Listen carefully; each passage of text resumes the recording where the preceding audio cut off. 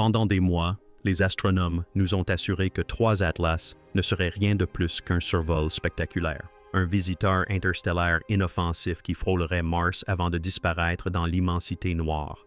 Mais le cosmos n'est jamais inoffensif sans raison. Et le télescope James Webb, notre instrument le plus performant scrutant le vide spatial, vient de fournir des données qui bouleversent complètement la donne. Les chiffres ont changé, la trajectoire a été modifiée.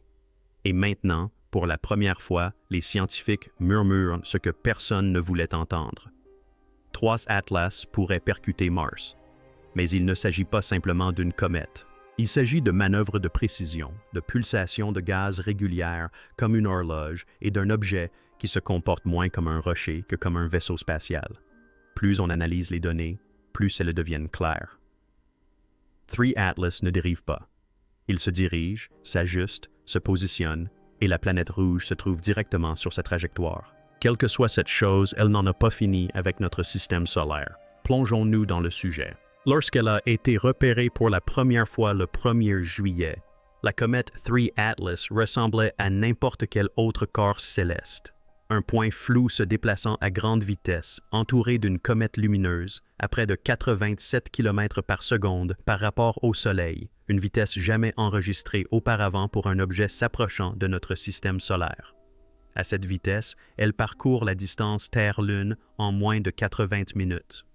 Mais ce qui a stupéfié les scientifiques, ce n'était pas sa vitesse, mais son comportement. Les comètes ralentissent généralement, se fragmentent ou se stabilisent à l'approche du système solaire interne. Or, 3I Atlas a commencé à accélérer de manière subtile mais constante, et c'était encore plus inquiétant. Sa trajectoire a commencé à se resserrer. De légères corrections de cap sont devenues évidentes et la coma de l'objet, son halo de gaz et de poussière qui l'entoure, a doublé de luminosité en quelques semaines. L'analyse spectrale a révélé des pics intenses d'énergie ultraviolette et un dégazage de CO2 à des taux jamais observés auparavant pour une comète. Elle se comportait moins comme un fragment de roche gelée dérivant à la dérive et davantage comme un missile guidé.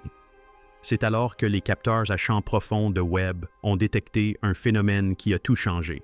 Des pulsations rythmiques émanent de la queue. Non pas des jets chaotiques produites par la fonte des glaces sous l'effet du soleil, mais des poussées délibérées à intervalles réguliers de 17 minutes. Un motif, un signal, une manœuvre. Alors que les sondes Webb, Gemini Sud et le Jet Propulsion Laboratory de la NASA continuaient de suivre l'objet, les données ont commencé à révéler une histoire terrifiante. Ce qui n'était qu'un simple passage à proximité de Mars s'était transformé en une menace bien plus sérieuse. Une distance d'impact révisée de seulement 1,95 million de kilomètres, une distance infime à l'échelle cosmique. Pire encore, les simulations ont montré qu'une augmentation de vitesse de seulement 10 km par seconde, une fraction de celle déjà mesurée dans ces pulsations de gaz, pourrait suffire à provoquer un impact direct. Imaginez un peu. Une simple impulsion, une poussée à peine perceptible, et Mars devient le point de départ.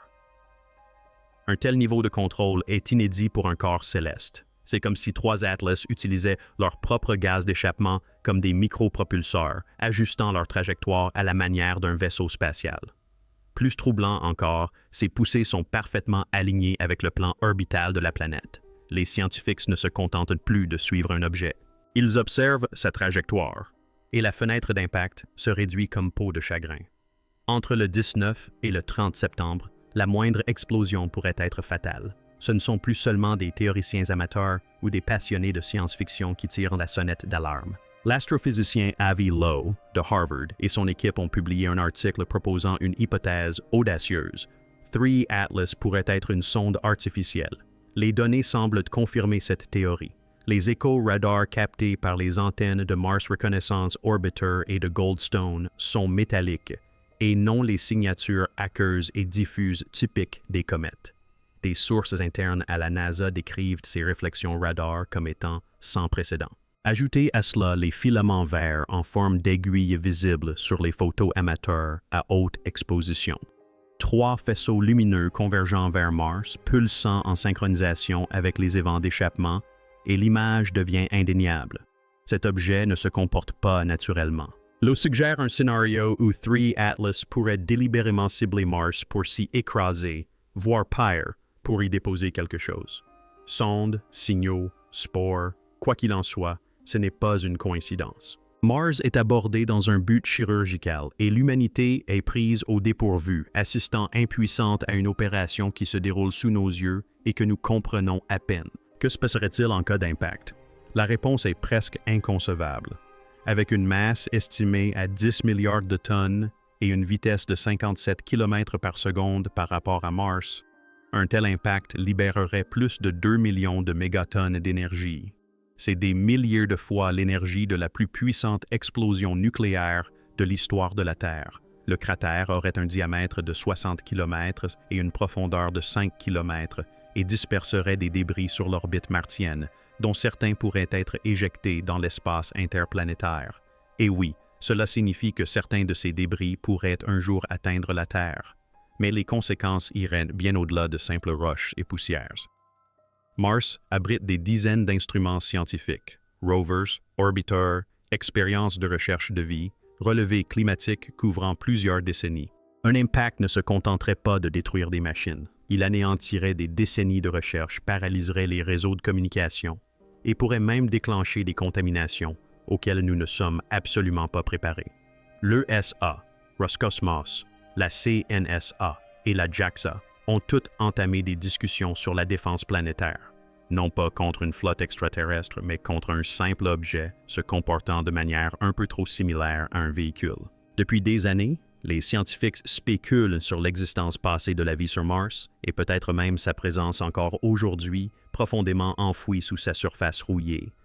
Lacs souterrains, microbes dormants, écosystèmes anciens emprisonnés sous le pergélisol. C'est l'une des principales raisons pour lesquelles nous avons envoyé tant de rovers, d'orbiteurs et d'atterrisseurs. Mais si la sonde 3I Atlas percute la planète, tout cela deviendra une inconnue biologique. La chaleur extrême de l'impact ne se contenterait pas de vaporiser la surface. Elle fissurerait les couches profondes de la croûte martienne, exposant des réservoirs de vie jusqu'alors inaccessibles. Et si 3 Atlas transportait des molécules organiques, ou pire, des organismes de synthèse, dans ses sillages, la fusion de l'évolution indépendante de la Terre avec la biologie martienne pourrait entraîner une contamination génétique à l'échelle planétaire. Certains biologistes parlent de panspermie inversée, non pas une vie se propageant de Mars à la Terre, mais une vie implantée délibérément sur Mars. Cela soulève une question terrifiante. Et si le but n'avait jamais été la destruction? Et si l'objet était un vecteur et Mars l'incubateur? Alors que 3I Atlas approchait de son point le plus proche de Mars, le télescope James Webb s'est pointé sur l'objet pour un dernier balayage ultra profond. Les résultats ont été classifiés pendant 48 heures avant qu'une partie ne soit rendue publique. Mais des fuites internes au projet James Webb révèlent une réalité bien plus sombre. Les instruments NIRS et MARY ont détecté des traces de polymères synthétiques, des molécules semblables à des plastiques d'origine terrestre et des nanotubes de carbone mêlés à des gaz naturels. Il ne s'agit pas de structures qui se forment dans le vide ou lors du réchauffement cométaire. Ce sont des matériaux de synthèse. Les spectrographes de Webb ont également détecté des anomalies isotopiques persistantes, notamment au niveau du carbone et de l'hydrogène, qui ne correspondent à aucun objet connu du système solaire. En résumé, 3I Atlas contient des éléments qui ne devraient pas exister dans l'espace et tous se dirigent droit vers une planète potentiellement habitée. Les données de Webb ont été partagées à titre confidentiel avec les principales agences spatiales. Des groupes de travail d'urgence ont été constitués? Non, parce que nous pouvions l'arrêter, mais aussi parce que le temps nous manquait pour découvrir de quoi il s'agissait réellement. Face à la panique grandissante, la NASA a pris une décision surprenante. Le silence. Les communiqués de presse habituels ont cessé. Les transmissions télémétriques de Perseverance et 10-1 présentaient des interruptions. Les questions relatives au scénario d'impact potentiel ont été redirigées. Quelque chose avait changé. Puis, dans une transmission classifiée divulguée ultérieurement par un lanceur d'alerte interne, une phrase est apparue. Protocole d'impact déclenché. Qu'est-ce que cela signifie? Personne ne le sait avec certitude, mais des sources internes affirment qu'une série de signaux cryptés ont été envoyés depuis des stations terrestres vers tous les équipements martiens opérationnels. C'est curieux car il n'existe aucune méthode connue pour dévier ou intercepter 3 Atlas, à moins, bien sûr, que le but de ces signaux n'ait pas été de protéger Mars, mais de la préparer. Si 3 Atlas est un système intelligent, même semi-autonome, il pourrait réagir à des signatures énergétiques, des balises orbitales ou des impulsions codées. Et si la Terre vient d'activer ces systèmes, nous venons peut-être de confirmer que nous sommes à l'écoute. Pire encore, nous venons peut-être de confirmer que nous répondons. Et quelle que soit l'intelligence qui se cache derrière cet objet, si elle existe, elle sait désormais que nous sommes au courant. Une équipe de cryptographes de l'Institut SETI a réalisé une prouesse inédite. Ils ont utilisé la trajectoire actuelle, l'heure du passage au plus près, la vitesse et les vecteurs gravitationnels, des données connues de tous les astronomes, et les ont converties en données binaires. Ils ont ensuite appliqué des algorithmes de compression standards utilisés pour les communications spatiales lointaines. Le résultat était bien plus qu'un simple amas de données aléatoires. Il était structuré et répétitif, contenant une série d'intervalles numériques correspondant aux numéros atomiques. 6 8 quatorze 26 carbone, oxygène, silicium, fer, les éléments constitutifs de la vie et des machines, mais des comptes à rebours de nombres premiers et des espacements compatibles avec des protocoles de messagerie récursifs s'y mêlent. En bref, la trajectoire de 3 Atlas pourrait être un signal en mouvement, un message non transmis par radio, mais par le comportement, le timing, la présence. Cela signifierait que nous n'observons pas simplement une trajectoire vers Mars. Nous sommes témoins d'un événement communicatif. Et la fenêtre d'impact elle-même fait partie du message. Si elle atteint sa cible, c'est une phrase. Si elle la manque, c'en est une autre. Et dans tous les cas, la réponse est déjà inscrite dans les étoiles. Alors que la trajectoire d'impact prévue se précisait, les planétologues ont remarqué une coïncidence troublante. La trajectoire mise à jour par 3I Atlas traversait un étroit couloir passant directement au-dessus d'Elysium Planitia, une région géologiquement jeune de Mars, connue pour ses caractéristiques de surface d'une symétrie inhabituelle. Les images satellites ont révélé des crêtes concentriques, des coulées spirales et des formations qui rappellent étrangement les suites de Fibonacci. Ces formations n'étaient pas nouvelles, mais ce qui a particulièrement retenu l'attention, c'est que la trajectoire exacte de la sonde 3I Atlas coïncidait avec la dépression centrale, un bassin parfaitement circulaire de moins de 3,5 km de diamètre. Aucune origine d'impact connue, aucun résidu volcanique, mais au cœur même de ce bassin se trouvait un dépôt de silicates cristallins aux propriétés réfractives uniques sur Mars. Sous l'effet du rayonnement solaire, ils émettent de brèves impulsions de lumière infrarouge à intervalles réguliers. La plupart des gens ont considéré cela comme une simple curiosité géologique. Mais aujourd'hui, les scientifiques se demandent, ce bassin était-il un phénomène aléatoire ou un repère, un point de rendez-vous? Et si oui, qui en a défini les coordonnées?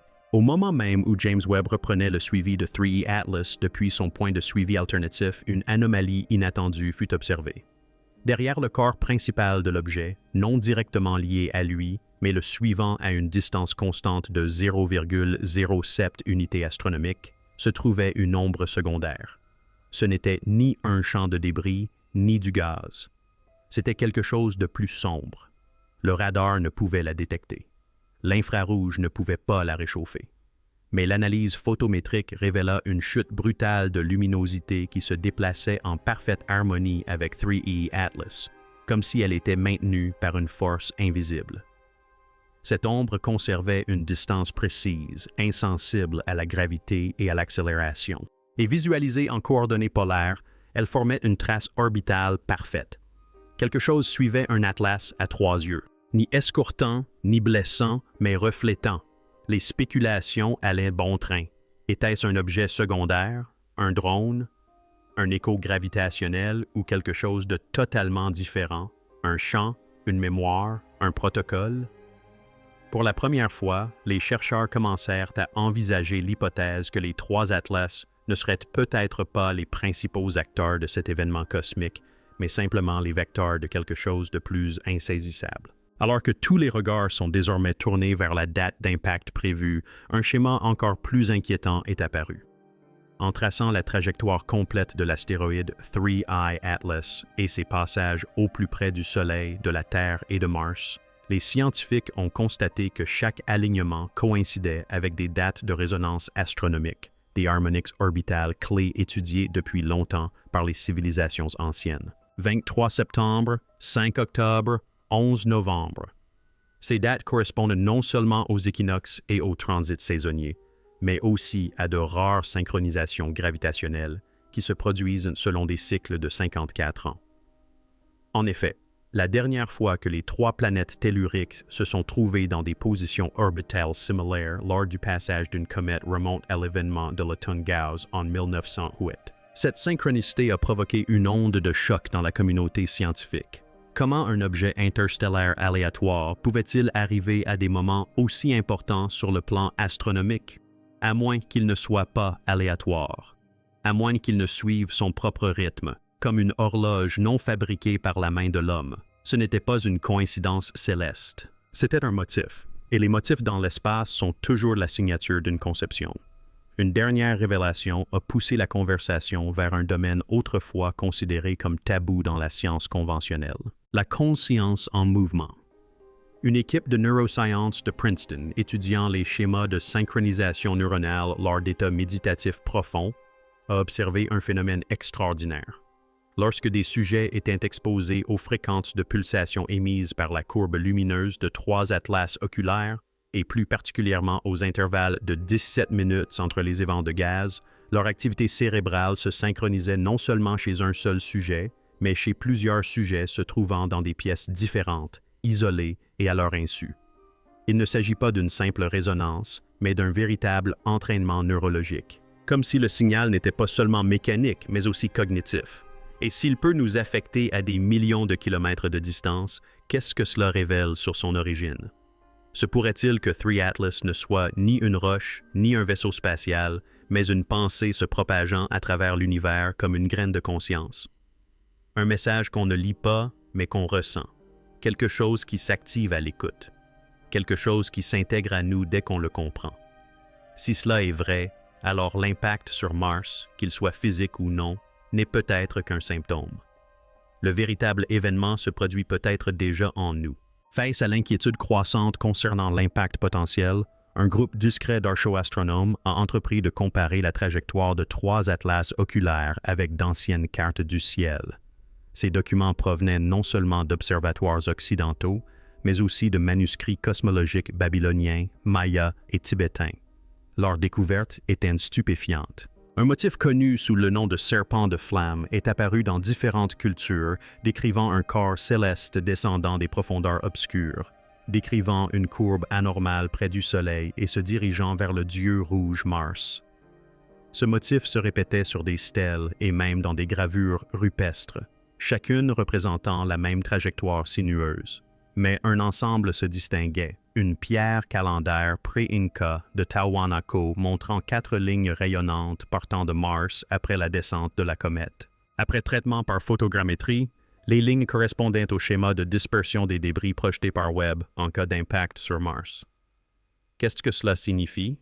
Que quelqu'un, d'une manière ou d'une autre, avait prédit cet événement, non pas au cours de ce siècle, mais il y a des milliers d'années. Cela suggère que l'Atlas des Trois Yeux ne fait pas que traverser l'histoire. Il se pourrait que l'histoire se répète. Et Mars n'est peut-être pas la cible, mais plutôt le déclencheur. Puis, un événement totalement inattendu s'est produit. La sonde ExoMars Trace Gas Orbiter, restée inactive pendant plusieurs jours pour économiser de l'énergie, a détecté un pic d'isotopes de xénon dans la haute atmosphère martienne. Dans un premier temps, les scientifiques ont supposé qu'il s'agissait d'un rayonnement solaire, mais la composition était totalement erronée. Ce rayonnement ne provenait pas de l'atmosphère, mais des profondeurs martiennes. Plus précisément, de profondes fissures proches de Tiberus Fossae, l'une des régions géologiquement les plus instables de Mars. L'activité sismique a connu une forte augmentation. Les températures ont grimpé de 3 Kelvin dans les couches souterraines. Et, Coup de théâtre qui a stupéfié la communauté scientifique, les relevés du magnétomètre ont détecté une impulsion magnétique faible mais structurée se répétant toutes les 17 minutes, soit le même intervalle que les émissions gazeuses de 3I à Atlas. La question de savoir si l'objet allait impacter la Terre ne se posait plus. La question était de savoir si Mars s'y préparait déjà, comme si la planète n'était pas menacée, mais en train de s'activer. Quelque chose à l'intérieur de sa croûte, dormant depuis des millénaires, venait de commencer à s'agiter. Au fil des heures, l'idée d'impact s'estompa, passant d'un événement physique à une notion temporelle. L'équipe Webb constate que les fluctuations lumineuses mesurées par l'Atlas des 3 yeux ne correspondaient plus aux commentaires. Au lieu de cela, ils ont suivi une séquence temporelle récursive et stratifiée. 7 impulsions, une pause, 3 impulsions, une pause, 13 impulsions, et ainsi de suite. Ces nombres n'étaient pas aléatoires. Une fois assemblés, ils formaient une spirale de Fibonacci, souvent associée à la croissance organique, au codage de la mémoire, voire à l'enroulement de l'ADN humain. Mathématiciens et cryptographes ont uni leurs forces pour la déchiffrer et sont parvenus à une hypothèse troublante. 3 atlas transmettent le temps, mais pas en secondes ni en heures, en cycle, épique. L'objet n'arrive pas seulement. Il se synchronise. Le compte à rebours, en réalité, ne concerne pas l'impact, mais la résonance, une convergence d'énergie, d'orbite et de conscience. Et si ce compte à rebours s'achève, il n'y aura peut-être pas d'explosion, mais un changement. Un changement de perception, voire une transformation profonde de la réalité telle que nous la connaissons. Dans les 72 heures précédant l'impact prévu, un signal a été détecté, une fréquence basse, infrasonore, inaudible pour l'oreille humaine, mais dont la forme d'onde était sans équivoque. Il ne provenait pas de l'espace. Il ne rebondissait même pas sur Mars. L'émission provenait de la zone située sous Olympus Mons, le plus grand volcan du système solaire. Cette région, longtemps considérée comme géologiquement inactive, a soudainement émis une fréquence harmonique structurée, captée indépendamment par les orbiteurs de l'ESA, de la CNSA et de la NASA. Le signal ne correspondait à aucun phénomène naturel connu. Mais une fois isolé et visualisé sous forme de spectrogramme, il a formé une spirale, image miroir de la même forme d'onde émise par 3 satellites Atlas lors de leur passage au plus près du Soleil. La communauté scientifique est restée muette. Que signifie le fait qu'une planète réagisse à un objet avant même son arrivée? Olympus Mons ne fait-il que relayer l'information ou communique-t-elle réellement? Mars attendait-elle ce moment précis? Et surtout, si Mars est en train de s'éveiller, que se passera-t-il lorsqu'elle ouvrira enfin les yeux? Alors que les dernières heures s'égrenaient, une découverte curieuse émergea d'un ensemble de données oubliées. Une ancienne image thermique de la sonde Mars Odyssey Orbiter, prise il y a près de 20 ans. Elle révélait une faible signature thermique sous la surface d'Utopia Planitia, alors considérée comme un simple bruit de réflexion solaire. Mais lorsque la même région fut scannée à nouveau selon la méthode de l'Atlas à 3 yeux, la signature thermique non seulement réapparut, mais s'était amplifiée et correspondait désormais à la forme d'un ancien glyphe gravé dans les parois rocheuses des fosses D et M. Ce glyphe, à peine visible à l'œil nu, représentait une spirale descendante entrant en collision avec un cercle et ce qui semblait être 2 sphères planétaires alignées au moment de l'impact. Les implications étaient stupéfiantes. Mars pourrait bien conserver la mémoire non seulement de sa géologie, mais aussi d'un passé céleste codé. Et si Mars n'était pas qu'une simple planète? Et si c'était un appareil d'enregistrement et que 3 atlas servaient de touche de lecture? Alors, l'impossible s'est produit. Des images haute résolution de Mars Express, la sonde de l'ESA, ont capturé un mouvement dans les champs de poussière au sud de Noctis Labyrinthus. Ni du vent, ni l'activité d'un rover, quelque chose qui s'élève, une forme qui se dessine dans le sable. 2 ovales concentriques parfaits s'élargissant vers l'extérieur comme sculptés par-dessous.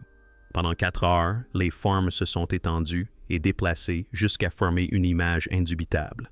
Un œil incliné de 23,5 degrés exactement, l'inclinaison axiale de la Terre. Le symbolisme était saisissant.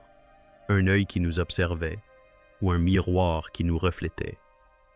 Les scientifiques cherchaient désespérément des réponses, en vain. Mars venait de cligner des yeux, pas métaphoriquement, pas poétiquement, mais physiquement, délibérément. Quelque chose sous la surface était non seulement conscient, mais conscient de nous, de notre géométrie, de notre orientation et, plus troublant encore, de notre signal, comme si cet événement avait été anticipé, voire même souhaité, bien avant l'existence de notre espèce. Lors d'une des dernières lectures avant l'interruption du signal, le télescope spatial James Webb a analysé le spectre de la trace moléculaire laissée par 3 sondes Atlas. Parmi les composés organiques volatiles et les chaînes carbonées, une structure a provoqué une onde de choc dans tous les laboratoires d'astrobiologie terrestre, un brin répétitif de séquences nucléaires étrangement similaires à l'ARN. Non identique, non terrestre, mais indéniablement structuré pour la réplication. Une forme étrangère d'information prébiotique, enfouie dans la vapeur dérivant dans l'espace. Et tandis que les scientifiques commençaient à la cartographier, une possibilité terrifiante a émergé. Elle n'était pas seulement biologique, elle était réactive. Certaines portions du brin reproduisaient des clés de chiffrement conçues par l'homme. D'autres ressemblaient à des intervalles musicaux connus, comme si la molécule elle-même était conçue pour interagir avec une intelligence, pour répondre à une interprétation.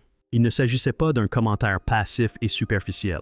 C'était un code vivant, conçu non pour survivre dans l'espace, mais pour s'y transmettre. La vie non pas sous forme de cellules, mais sous forme de langage. Alors que l'Atlas des 3 yeux entamait sa dernière trajectoire, le réseau astronomique mondial cartographia un ultime alignement. Mars, la Terre et le Soleil allaient brièvement former une ligne droite parfaite, l'Atlas des 3 yeux étant prêt à la couper au moment précis du transit solaire. Mais il ne s'agissait pas d'une simple coïncidence orbitale. Cette projection correspondait à d'anciens alignements mégalithiques découverts sur Terre. Stonehenge, Nabtapla, Teotihuacan, tous pointaient vers le même triangle d'angles célestes. Pendant des millénaires, les humains avaient, sans le savoir, construit des monuments en prévision de cette configuration précise. Et maintenant, l'alignement était sur le point de se répéter, non comme un mythe, mais comme un mécanisme. Mars, le témoin rouge. La Terre, l'observatrice éveillée. Le Soleil, la source éternelle. Et l'Atlas des 3 yeux. Non pas un objet, non pas une roche, mais une clé de voûte qui s'insère dans la serrure de la mémoire planétaire. La position finale n'est pas synonyme de destruction, mais d'achèvement. Et une fois l'alignement atteint, quelque chose changera. Non pas là-bas, mais ici. Nous avons levé les yeux au ciel et cru apercevoir une comète, un astéroïde errant, un fragment dérivant d'un coin oublié de la galaxie. Nous l'avons baptisé Atlas des 3. Nous avons suivi sa trajectoire. Nous avons cartographié son parcours. Nous étions persuadés que son apparition était due au hasard. Mais ce que le télescope James Webb a révélé n'était pas le hasard. C'était un rituel. Cet objet n'est pas apparu par hasard. Il a accompli sa mission. Il s'est aligné. Il répondit. Et tandis qu'il traversait le système solaire, chaque planète croisée se mit à murmurer en retour. Signaux, pulsations, alignements, codes. Mars ne se contenta pas de réagir. Elle se souvint, comme si ce n'était pas sa première rencontre. Comme si cet instant était inscrit dans la trame même des planètes, dans la poussière des cratères, dans les pulsations gravitationnelles. Et maintenant, par une ultime manœuvre, l'Atlas à 3 yeux prit position, non pour détruire, mais pour accomplir quelque chose. Un schéma, un compte à rebours, une convergence. Mars était peut-être la scène, mais nous, sur Terre, sommes le public. Et nous n'avons jamais été destinés à être de simples spectateurs passifs. Nous avons toujours fait partie intégrante du projet. Chaque télescope que nous avons construit, chaque signal que nous avons émis, chaque théorie que nous avons ridiculisée, tout a été entendu. L'impact final ne sera peut-être pas physique. Il ne laissera peut-être pas de cratère, mais il a déjà commencé à remodeler notre compréhension de Mars, de la vie et de nous-mêmes. Car au final, les 3 Atlas ne venaient pas de Mars. Ils étaient là pour attirer notre attention. Et maintenant qu'ils l'ont fait, une question se pose. Que va-t-il se passer ensuite? Abonnez-vous car l'histoire est loin d'être terminée. Activez les notifications car la suite ne sera pas diffusée. Partagez cette vidéo avec quelqu'un qui pense encore que nous sommes seuls et dites-nous en commentaire, pensez-vous que l'impact d'Atlas était un accident ou une invitation? Car peut-être, qui sait, Mars n'est pas sur le point d'être impacté.